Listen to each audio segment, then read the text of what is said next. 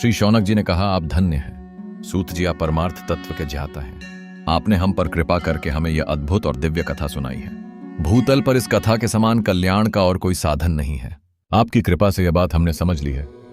इस कथा के द्वारा कौन से पापी शुद्ध होते हैं, उन्हें कृपा पूर्वक बताकर इस जगत को कृतार्थ कीजिए।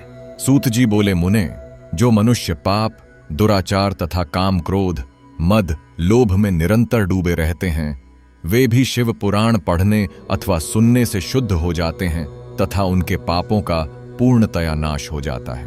इस विषय में मैं तुम्हें एक कथा सुनाता हूं। देवराज ब्राह्मण की कथा बहुत पहले की बात है। किरातों के नगर में देवराज नाम का एक ब्राह्मण रहता था।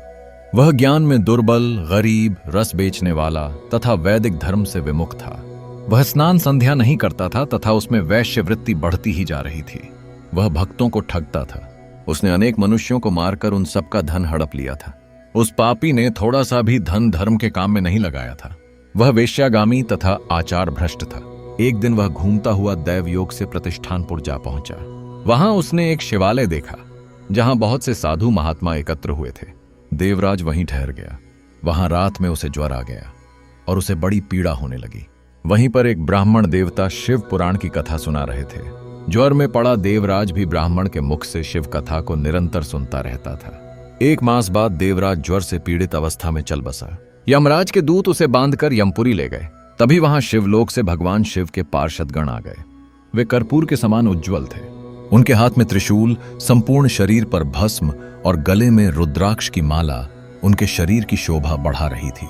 उन्होंने यमराज के दूतों को मार पीट कर देवराज को यमदूतों के चंगुल से छुड़ा लिया और वे उसे अपने अद्भुत विमान में बिठाकर जब कैलाश पर्वत पर ले जाने लगे तो यमपुरी में कोलाहल मच गया, जिसे सुनकर यमराज अपने भवन से बाहर आए।